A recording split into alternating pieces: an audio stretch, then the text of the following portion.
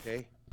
And then, mag-oath taking kayo rito na nagsasabi kayo ng katotohanan at taong katotohanan lamang dahil kapag nag-present kayo ng bogus na dokumento tulad na ginawa nyo ng last hearing, ipapakontempt kita at pakukulong kita sa baba kung sino man kayo.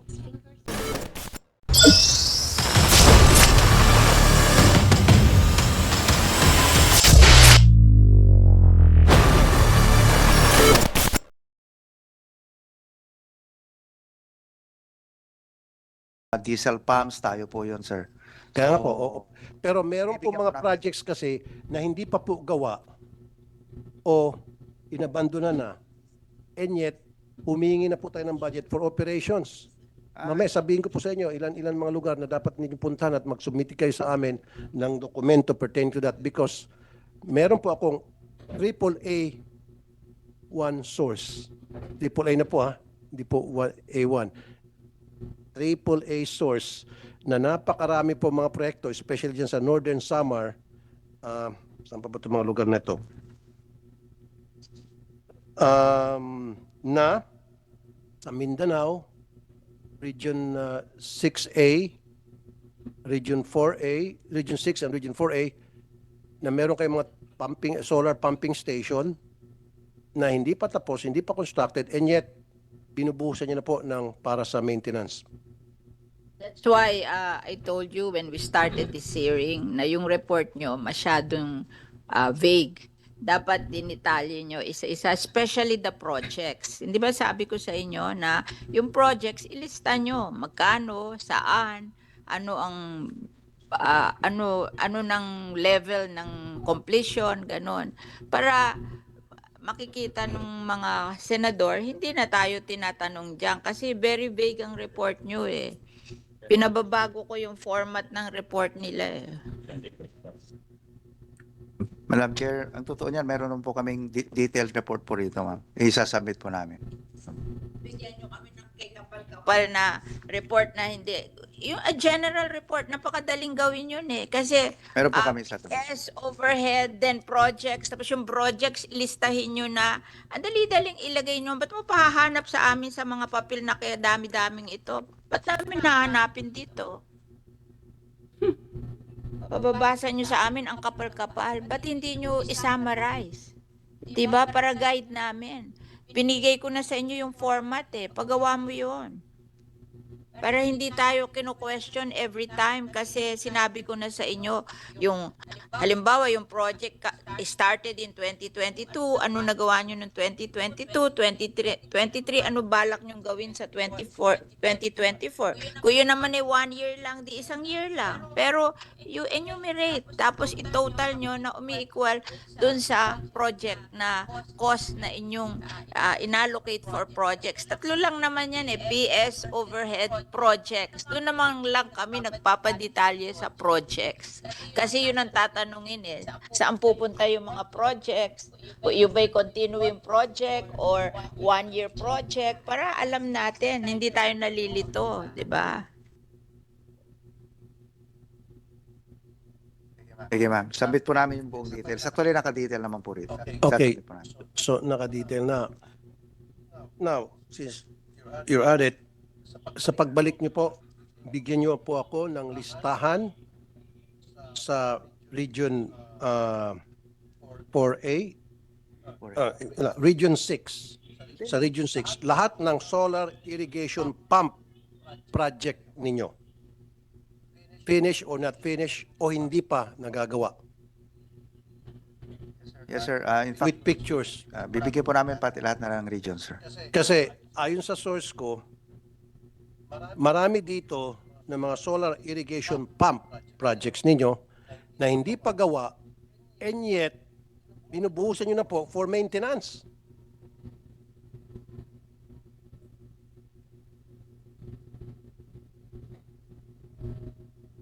That's why bigyan nyo po ako ng complete list kahit na 1,000 yan, pagpupuyatan ko yan.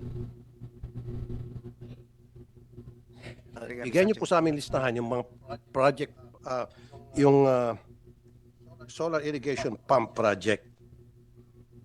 And then, ibabangga ko yan doon po sa maintenance amount of maintenance ninyo?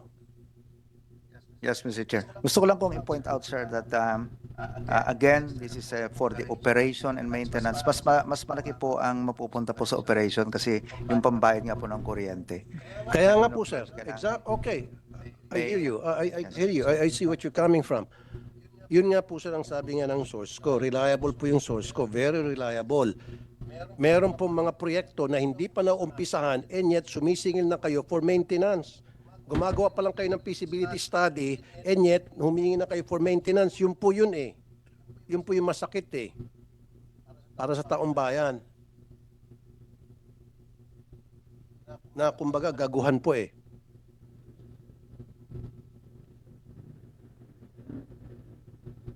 Not only Region 6, kailangan ko rin po ng listahan sa Mindanao na kung saan sa lugar ni Mr. Sulaik. Is that Sulaik or Sulaik? Sulaik. Saan ba, saan ba si Mr. Sulaik? Anong particular region? Anong particular lugar?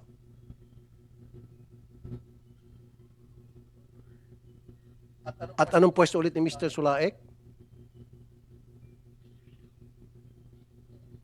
13. Ano po yung mga, kasi po, okay, Caraga Region. Bigyan niyo po ako ng listahan, complete list ng mga irrigation projects dyan sa Caraga Region na lugar po ni Mr. Sulaik. At sino po si Mr. Sulaik ulit? Ano pong pwesto niya ngayon? I know he's suspended ata siya. Am I right? Okay. I want a complete list sa Caraga Region and then ibabangga natin yan doon po sa mga perang ibinuhos po para sa mga supposed to be project dyan sa Caraga Region for the maintenance and operations of those projects. Kasi po, lilitaw na marami sa mga proyektong yon palpak at hindi gumagana at hindi pa nagagawa, inabandona na, etc.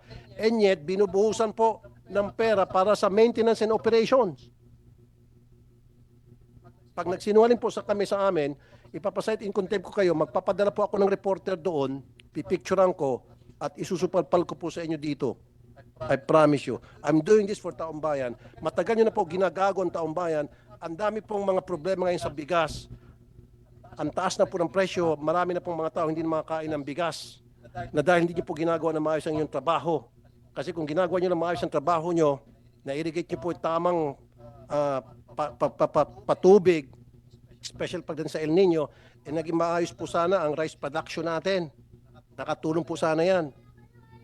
Kaya nga po kayo binadgetan ng bilyon-bilyon eh. Para ayusin nyo po yung irrigation system natin pagdating po sa mga palay. Na mga katulong po yan sa atin lahat. Hindi eh. Imbis na gawin yung trabaho nyo, kinukurakot nyo po eh. May I intercede? Maybe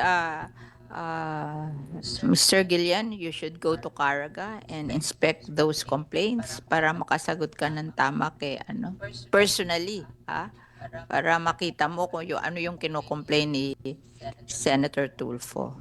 You go there personally and inspect yung mga projects na sinasabi niya na dineclare nyo ng tapos, hindi naman tapos humihingi na kayo ng maintenance. Sometimes kasi when you're head of an agency, you have to do details also because yung mga tao natin di naman sinasabi sa atin ng totoo. Oo. So I guess you have to go there and inspect yourself and find out what's the complaint of Senator Tulfo. Okay? Thank you, Mr. Chair. Sinabi ko naman sa iyo dati, I don't have anything against you dahil bago ka lang, so far wala pang balita na kayo po ay gumagawa ng kalokohan, kayo po involved sa korupsyon. However, the people before you, and there are still people na embedded dyan ngayon sa NIA na gumagawa pa rin ng katarantaduhan. And you have to find out who are these people and get rid of this MF. Yes, Mr. Senator. Ma'am, thank you po. And I assure you po na during my term ay talaga pong titignan kong ma-spend po ng maigi itong budget natin. Ma'am, if I may lamang po, Madam Chair. Para mawala lang po sana yung notion na lahat ng budget namin ay may maintenance, overhead and operating. Kasi po yung pagkakalagay po kasi pagkakagawa po ng subsidy po, under po lahat kasi nandiyan ng MOOE, ma'am eh.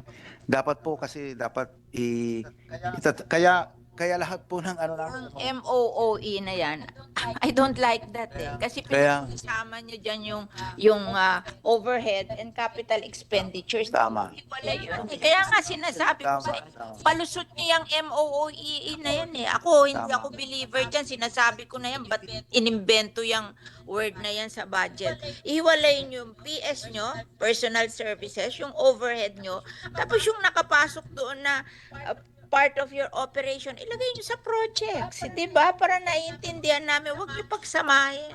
Ako, I don't believe yung item na yan sa budget. Naguguluhan ako dyan kasi pinagsasama nila yung overhead nila at saka yung part of the project cost doon para lalo tayong malito. Huwag nyo kami lituhin.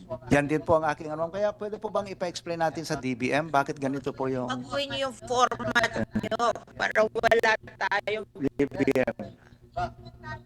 Yes. Hindi Ba- naman tayo dapat susunod sa kanila. We are defending a budget. So we have to understand it. Ba't kayo susunod dyan? Oh, iba naman yung defense ng budget, iba naman yung ano. Ako talaga, I don't believe dyan sa MOOE na dyan kasi pinagsasama yung overhead at saka yung project cost. Ginugulo kami eh. Hindi ako talaga believer dyan. I agree, ma'am. Sinasabi ko sa inyo, kung iba ang magdi-defend ng budget nyo, gawin nyo yan. Pero sa akin, ihiwalay nyo yung PS nyo, ihiwalay nyo yung overhead nyo, tapos yung project cost, 3 lang yan eh. Tapos yung project cost, yun ang detalyehin nyo kasi doon kami interested. Kung saan pupunta yung mga project natin, ano mangyayari doon. At kaya po nila hindi iniwalay. Sumunod sa DBM, hindi naman DBM ang magdi-defend ng budget mo eh. Ma'am, pero ang lalabas po sa GAA, ganito po yung format niya. Baguhin mo. Hindi ko po namin mababago yung GAA. Alam mo ako, ang management, they have the option to revise the report para naiintindihan niya, para he can decide effectively. Hindi ko kaya yung magkasama eh. Hindi ko maintindihan yun eh. Sinasabi ko naman sa kanila eh. Nilulubog nyo yung ano nyo eh. Yung overhead nyo. Gusto ko makita ang overhead separately doon sa project. Tsaka Madam Chair, mamaya nga pag-usapan din natin yung COA report kasi parang may statement din si COA doon na wala silang mabuong opinion kasi ang gulo din ng records. So, I mean, it's not really maybe on the outline or form by the DBM but it's in the baka sa kultura ng ehensya. There is something wrong, Madam Chair. Ako naman, in fairness, I tell you what format I want. And it's not only for you. It will be the same format sa PCA. It will be the same format for all the agencies of DA, DNR, and DAR. Ngayon, kung yung ibang magdi-defend ng budget nyo, kaya nilang mag-defend ng ganyang kagulo, bahala sila. But me, I want it clear para pag may tinatanong, alam mo. I-detalye nyo yung projects nyo. Pinagugulo nyo para hindi namin maintindihan eh. Thank you, Madam Chair. Thank you so much for that, Madam Chair. Okay, now, tapos na sa Caraga, I want you to send your people, trusted people, Administrator, Engineer Gilen, very trusted people mo, suyurin yung Northern Samar. Lahat ng mga proyekto dyan na binayaran na. Ilan sila? Ilan doon? Give us a picture. And then babanggain natin ngayon doon sa perang na i-release dyan, na even before your time, na i-release na dyan for maintenance. Sir, Mr. Senator. And I guarantee you, maraming proyekto dyan na hindi pa gawa o naabandona na, nakalimutan na ng panahon, and yet, ginagasusan for operations and maintenance. Yan po yung sabi ng source ko. And remember, nung last time nag-usap tayo rito, marami kayo madininay doon sa mga binigay sa akin ng source. So, ang ginawa ko, nagpadala ko ng reporter na patunay na tama yung source ko. So, again, kung babalik ka sa akin at sasabihin mo wala, 0, magpapadala ulit ako ng mga reporter ko. Even if it means I will hire private detectives, I will. I promise you. Gagastusan ko yon para isa-isahin yung mga lugar na yon. Just give me the list. Yes, Mr. Senator. And commitment ko po sa inyo na ayusin ko po yung Thank you. lalo na yung susunod na budget. Again, Thank you. wala akong problema sa iyo kasi bago ka pa. Di ba, sir? So, Northern Samar, Region 4A, and then yung Caraga Region na kung saan lugar ni Mr. Salaik na nasuspindi ngayon dahil Deputy Administrator ata siya before, right? Okay. And then, Region 6. Yun po yung mga kailangan ko. Yes, sir. I will thoroughly look at it, sir. Okay. Dito naman po tayo sa Irrigation Systems Restoration Program. 19, ang hinihingi po ngayon 19 billion. The previous years, 21 billion. Ano-ano po yung na-restore? Ilan po? Pwede ho makuha yung breakdown? And then again now, 19 billion. Ilan po yung i-restore ninyo ng mga irrigation? Ito ba yung mga nasira ng bagyo? Ano ba nangyari dito? Kinalawang na, inamag, inanay, etc. Give us a list, please. Yes, sir. Page. Yes. Yes, sir. Bibigyan po kami ng list. Okay. Nagkompleto naman po rito. And then, dito po sa communal irrigation systems, nung last nag-usap tayo, sabi nyo, devolve na ito totally sa LGU. So kung devolve na, bakit ho kayo humihingi ng 7.1 billion? 2024? For Yes, 2024? sir. May mga na-devolve na po, may mga naiwan po sa amin, sir. Pero sabi nyo, totally devolved na. Batas na po ito, tama? So kung totally devolved na, wala na kayo pakialam. Atas na dapat kayo. So bakit humingi pa rin kayo ng 7.1 billion? Meron. Hmm. Yes, hindi pa po kasi na-devolve lahat, sir. Ongoing pa yung devolution. Ayaw. Lang yung devolved na pera. So don't use that reason na devolved na sa LGU para makatakas kayo sa mga pagtatanong ko nung last hearing natin sa Blue Ribbon. Kasi may mga question ako na hindi niyo po mini-maintain, Madam Chair. Nung last time na padala ko ng reporter, may mga irrigation systems doon, communal, na parang abandonado, parang basurahan na lang. And then ang binigay sa aking reason, kaya namin hindi na pinapakialaman yan, kasi devolved na. Eh kung devolved na, wala na silang pakialaman yung patubig na yun.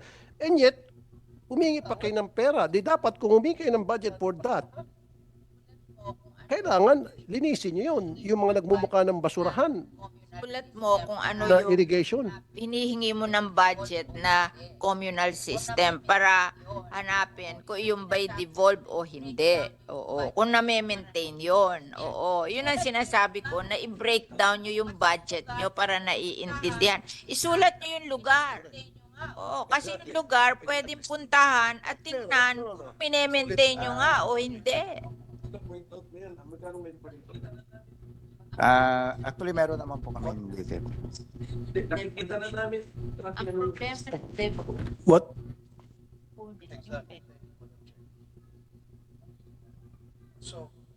Exactly. Thank you, Madam Chair. So, Mr. Engineer Guillen, mukhang nahihirapan ka ba kung gusto mo ipasa para, total, wala ka naman problema talaga dito. Sino bang magaling dyan sa inyo na makapagsagot? Medyo nahihirapan ka and I can see that dahil bago ka lang naman and you're doing your best and appreciate that. But your best wasn't good enough. Sabi pa ng kanta. Anyway, so, magbibigay ako ng example, Engineer Guillen, nung nandito ka, di ba, sabi ko may mga communal irrigation doon na nagmistula ng tambakan ng basura. Sabi nyo, hindi na namin i-maintain yan dahil devolved na yan sa LGU. Kung devolved na sa LGU, bakit hanggang ngayon humingi pa rin kayo ng budget para sa communal na 7.1 B? Yes. 7.1 billion. At kasama rin dyan para sa operations and maintenance. So dapat, balikan nyo yung mga communal irrigation systems ninyo na nagmistula ng tambakan ng basura. Linisin nyo po yun para umandar ulit. Kasi umiyak po sa amin nung pumuntang reporter namin doon, umiiyak, nagmamakaawa na ayusin nyo na yon. Kung sino-sino na pinuntahan. Pinuntahan po yung LGU. Sabi ng LGU, punta kayo sa NIA. Pumunta sa NIA, punta kayo sa LGU. Nagtuturuan. So therefore, kung hindi na nagko-cooperate yung LGU dahil ayaw nilang tanggapin yung pagde-devolve sa kanilang responsibility for that communal irrigation systems, then you have to take over alang-alang sa mga farmers kasi humingi naman kayo ng budget eh. Diba? Tama lang na talagang balikan nyo yun at ayusin nyo po. Napakarami pong mga communal irrigation systems na yung mga maliliit natin magsasaka na nagikinabang na nagmamakaawa po na sana ma-address yung problema nila na ayusin yun, i-repair for the proper Yes, sir. maintenance, magkaroon proper maintenance para mag-operate ulit. Balikan niyo po yun, sir. Yes, sir. Tama po kayo. In fact, we have 10,496 communal irrigation system. Napakarami po. And out of that, ang non-operational na po is 116,000 hectares. So, gaya po na nabanggit ko noon, humihingi po ako ng exemption nitong communal irrigation system sa EO 138. At nag-request din po kami ng pondo kasi sayang nga po. Tama po kayo doon. So, Okay. Wala akong problema kung mag-request ka ng pondo para i-boost po yung pondo na yan sa pag-maintain nito mga communal irrigation systems na ayaw naman po kasi ako ay naman taga-LG, right? Pero dapat yung perang hiningi nyo para dito, mapunta talaga para dito. I will make sure na ganun po ang mayari, sir. Thank you po. Okay. Thank you. Now, sir, as per Yusek Sebastian of DA, nung nandito po siya, ang last hearing sa Blue Ribbon, 2 million hectares ang ideal na ma-irrigate ninyo. Ang challenge niya is 1.5 million hectares man lang sana. Pero ang sabi niyo po, ang commitment niyo lang po is 1.3 million hectares. At sabi niyo po, it will take 80, wala na tayong lahat dito, 80 to 100 years to irrigate the remaining 1.1 million hectares. So hindi na natin makita. Lahat tayo nandito, we will never see it happens. But ganon, 80 to 100 years bago ma-irrigate itong remaining 1.1 million, sabi po ni Engineer Guillen. Teka, with the permission of Senator Tulfo, 1.1 million hectares would be parang the universe of our irrigable land? Remaining po. Remaining? Remaining, Sige, what would be the universe? yun po yung remaining na hindi pa po. Kaya nga, remaining. So, remaining yan of what total hectareage that we consider to of be that- irrigable land? 3.2 million hectares. So we are potential. claiming to have irrigated 2.1 million hectares. Yes, sir, including po yung private and other government agencies funded po irrigation system. So as far as the 2.1 million hectares na already irrigated, the budget that you would be asking over them would be the maintenance of the irrigation systems. Ganun yun. And then sa 1.1 remaining not yet irrigated, the long-term plan of the agency would be to build irrigation systems over this 1.1 to irrigate them. Yes, Ganun sir. ba yun? Yes, sir. Okay, so hindi lang Senator Rafi na hindi na natin makikita yung 1.1 million hectares na maging totally irrigated.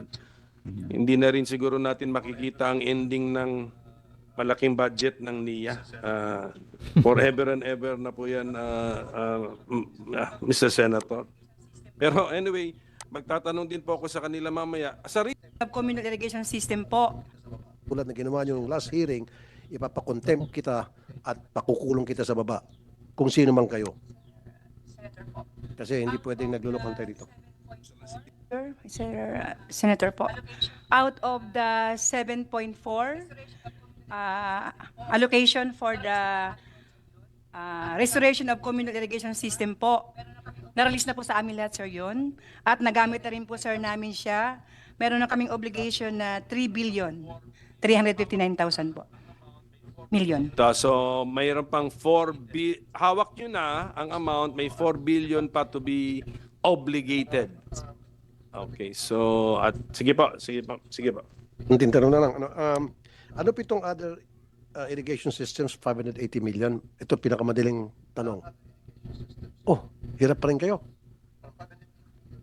Other irrigation systems. From 580 million last year, ngayon, humingi kayo ng, for next year, 620 million. 2023, 580.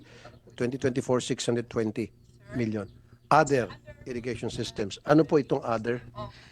Sir, under po dun sa ating other irrigation system of 620,605,000, ito po ay nakalaan para sa repair of pump irrigation systems. Repair. Yes po. Yun. Repair. Pakibigyan mo kami ng listahan one by one lahat ng mga i-repair na irrigation pump. Saan lugar? Picture. Okay? And then, mag-oath taking kayo rito na nagsasabi kayo ng katotohanan at pawang katotohanan lamang dahil kapag nag-present kayo ng bogus na dokumento tulad na ginawa nyo ng last hearing, ipapakontempt kita at pakukulong kita sa baba. Kung sino man kayo. Kasi hindi pwedeng naglulokon tayo dito. Sa last hearing, nabigyan kayo ng fake na ano? Well, nung last hearing kasi, Senator, sa mga previous hearing sa Blue Ribbon, and nagbigay sila ng mga wrong information na nakontra po namin dahil nagpadala po ako ng mga reporter ko to counter-check. Kasi akala nila hindi namin pupuntahan. Akala nila walang kakayahan, so nagpadala tayo ng reporter na i-check bawat projects na nag-sampling kami random. So anyway, yung listahan lang po, madam. Good. Now, isa na lamang, well, dalawa na lamang actually. Irrigation Systems Development Program. Nung 2023, 925 million ang nirequest nyo dyan. Kasama dyan yung new national irrigation, establishment of pump irrigation, small reservoir, special irrigation, extension, expansion, existing irrigation system, etc. Right? 925 million. Tama. Bakit? For next year, wow. Teka muna, bigyan mo ako salamin kung tama itong mali yung mata ko eh. O baka typo error to. Akin salamin ko. 925 million, 2023. Ano ka nga to? 11 billion. Ang laki ng lundag.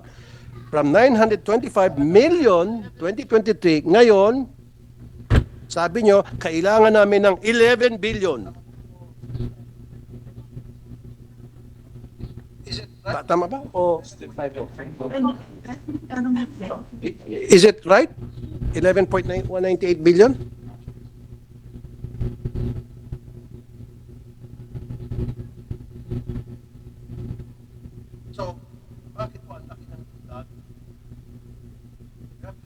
So, bakit po ang laki ng lundag? You have to justify it to us. Biglang lumundag. At ano po yung mga bagong projects na paglalanan nyo rito?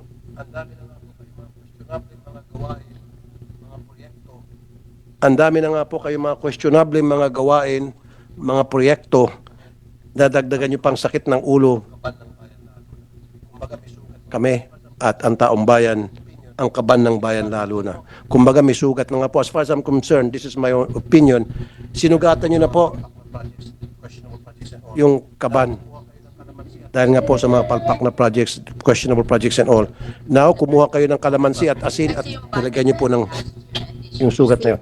Senator Tulfo. Yes, ma'am. Kasi yung budget nila last year and this year, halos pareho. So kung lumaki to from 900 million to 11 billion, where did they get it? That is correct. Yun po yun. You're not correcting the figures. Iba figure na nakita ko eh. So, Yes, sir. you tell us 900 million, ma'am. It's 9 billion. From 9 billion to 11 billion, sir. 9 billion. 9 billion to 11. Yes, ma'am. Okay. So, manito ko pala. 94% is Oh, mali-mali mga binibigay nyo. Tama. Ano ba talaga, kuya? 11 million o ilang billion? From 9 billion to 11 billion, sir. From 9 billion. 11 billion. Ito po yung kaay. Oh. Ito po, gaan na ito ha. Saan dito? Times, Saan? Oh. Luluhan mo to? 900. Ito ba yun? Parang na lang manok to yung yun. inaano ni Rafi. Ito, program 2 ang pinupunta ni Rafi. Program 2. Yung 11, kinumpir niya kasi sa 11. So, Bago wala. tapos Pre, ko sabi ako ko na yung diyan. ito, Irrigation Systems and Development Program. Sige, yan ang suma ko tayo. Ayan yung 2024. Oh, Mr. Chair, baka po kasi yung CARP po yung 925 million.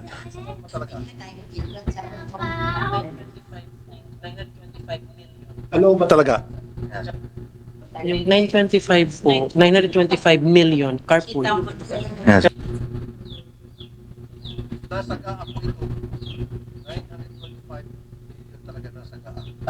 Nasa GAA po ito. 925 million talaga nasa GAA. Yan po yung And CARP. then 11 nung 2023 and then lumundag sa 11 billion B for 2024.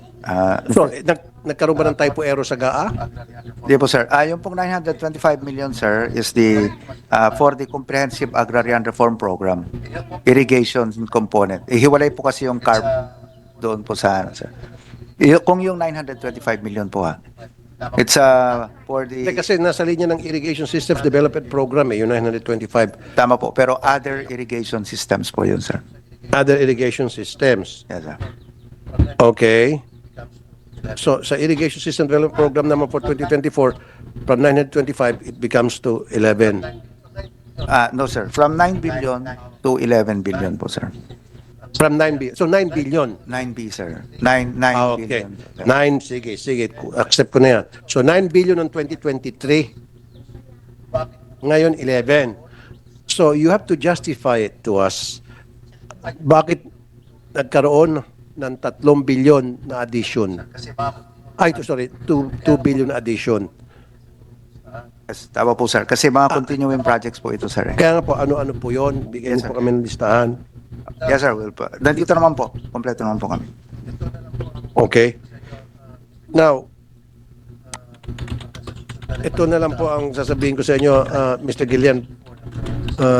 Hanggang sa susunod natin pagkikita, I already said this before and I'm going to say it again. Linisin niyo po yung inyong ahensya.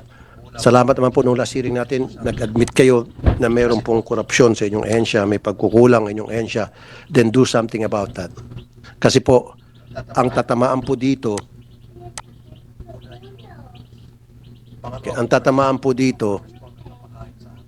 una yung mga farmers. Pangalawa, of course, yung mga farmers po ang nagpapakain sa atin. Siyempre, tayo po ang susunod na tamaan dito. Do your job well. Get rid of those people engaged in corruptions in your agency. Whether you accept it or not, marami. In fact, may mga nasususpindi na nga po, di ba? Hanggang sa isa sa pinakamataas, yung deputy administrator. That's just a sign na talagang may corruption. Get rid of those people, whoever they are. Yes, sir. Mr. Senator, gaya nga po na nasabi ko kanina. Tagtad po ng korupsyon ang